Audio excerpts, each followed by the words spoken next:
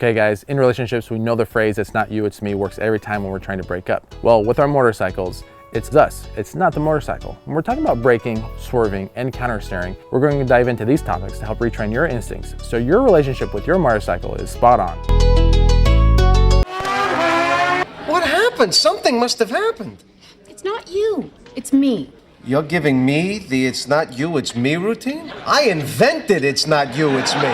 Nobody tells me it's them, not me. If it's anybody, it's me. Awesome, guys. So this is episode 2 of this new series, Why Your Initial Instincts Are Wrong. We want to have these conversations to help you avoid any issues on the road. So let's get into it. We're going to be talking overall in general brakes. Now, hit the brakes. Why grabbing a handful of brakes may or may not be good. Yeah, I think this is kind of a combination of something we learn when we drive cars, as well as kind of an instinct. You know, we even talk about slamming on the brakes, you know, when we're in a car. And with 4 wheels, you can get away with that.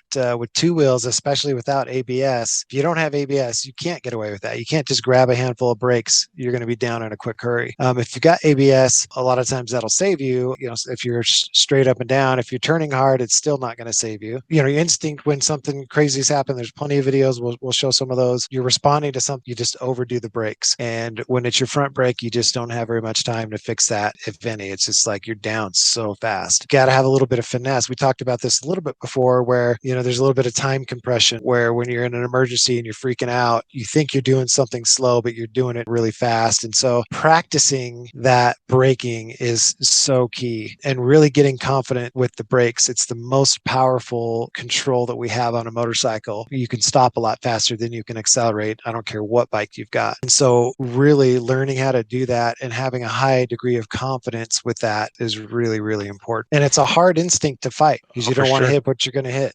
Well, it goes into that fight or flight mentality that we're wired when we see a problem. In this case, we're punching something. No punching in the face! So we're punching that brake pedal. And if you're in a car and when it's dry, you could hit it. You may not have ABS, but you're going to skid and you'll be fine. If you have ABS, you feel that jerkiness. But when it's icy out, even in a car, when you hit that brake without ABS, you start swerving. Unfortunately, with bikes without ABS, when you're grabbing that brake or even with ABS, there's not a lot of control. So again, we need to rewire our brain, go after it, get in the parking lot, do emergency braking that first little bit, and then get on it. If you load the forks just a little bit and then hit it, then you could do that, but you got to ease into it and just trust that that's going to be the fastest way to stop. Again, these instincts, they're initial, you want to punch something, don't punch it, ease into it. Hey, listen to me. Hey, won't you take it easy?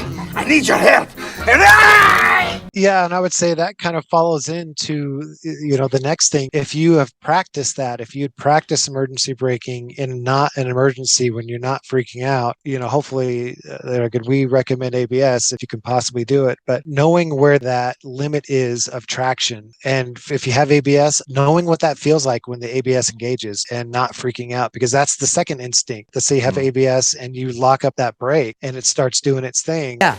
Brad, do your thing. And it feels weird because you can feel that feedback through the lever or the foot brake as well. And then your instinct is what?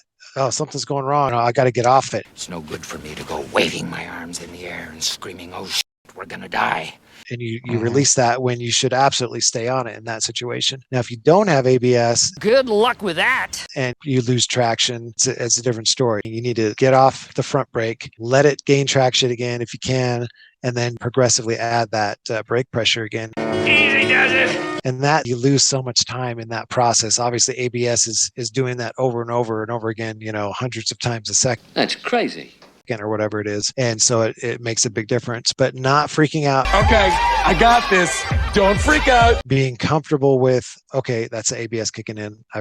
Not a big deal. I can just keep it on and we're good. Knowing that and having that skill and really developing the recognition of that feeling is very important. What's so important? And, you know, going back to just referencing I believe it's the first video that we ever did, we talked about the research behind ABS. And I just want to put a plug in. If you're a new rider, brand new, and you're thinking, oh, wow, if I grab brake and my front tire starts to skid a little bit, that's a lot to think about. That's a lot to take in, to let off again, to grip it again. So I would say jump on ABS if you can, swing it. It saves a lot. I think we've talked about this as well, but Moto Jitsu has a whole course, and going to the parking lot and really ramping up your speed, and then the brake distance, speed, brake distance. And so you want to make sure you're getting higher speed, but you're able to stop in a shorter distance. And also, like you were saying, experience the ABS in a controlled environment multiple times. So when you do get into the emergency braking in the street, your initial instinct is rewired. You rewired all your switches. The one that we see a lot of in these videos that we watch, there's two options We have two options.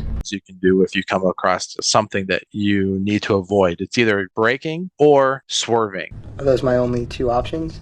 What do you do? So in these videos that we're showing right now, there's different options out there. Yeah, this is a tough one, and we'll talk about this more in future videos, but I'm a strong believer in having a skill cushion. My lords, my ladies, and everybody else here not sitting on a cushion. In other words, not riding at 100% of your skill level on the street. And what that does is it lets you really not freak out as much, and it lets you make these decisions more effectively. Oftentimes, the solution is not to brake. It is to find another path, a plan B around vehicles. And that's one of the advantages that we have as motorcyclists is we can fit places where cars can't. So we can lane split if we need to in an emergency, even if it's not legal in your state. If you're avoiding an accident, it's totally cool. But you can go to the left or the right, in between cars. And oftentimes that's the right choice. There's times like these when men must rise up and make the right choice.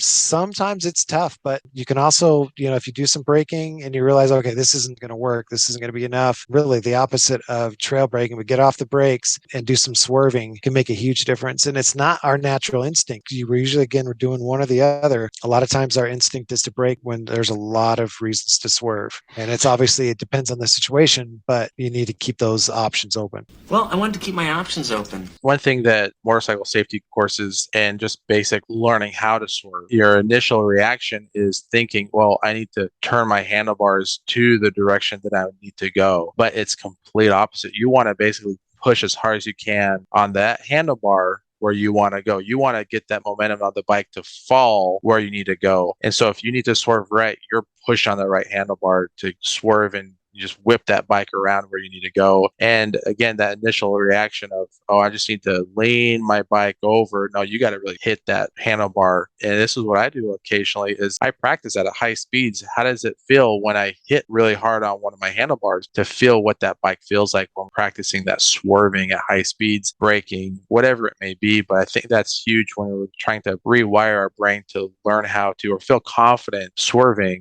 So there's a technique to it. So go ahead and practice that in a controlled environment. Yeah, you make a good point about counter steering. You need to understand the principle of counter steering. And, when we talk about going into a turn too hot and you need to look through it and lean more, you lean more by counter steering. And that is, again, it's an opposite instinct. Our instinct, a lot of people don't even understand counter steering until they hear about it and see it. And we'll show a video now that's pretty scary where somebody didn't understand counter steering and they ended up, hitting a car head on. They ended up surviving because luckily the vehicle they hit was a fire truck with a bunch of paramedics in it. You can see in the video in slow motion steering the wrong way, thinking it's going to steer the bike the way they need to, and it gets them closer. Every time they kind of go through this cycle of, I'm going to turn the motorcycle, oh, it's not going the right way, and then they kind of fix it for a second, and then they turn it again, and then each time they're just getting closer and closer to that yellow line into oncoming traffic. And definitely something that you absolutely have to understand if you're going to ride a motorcycle.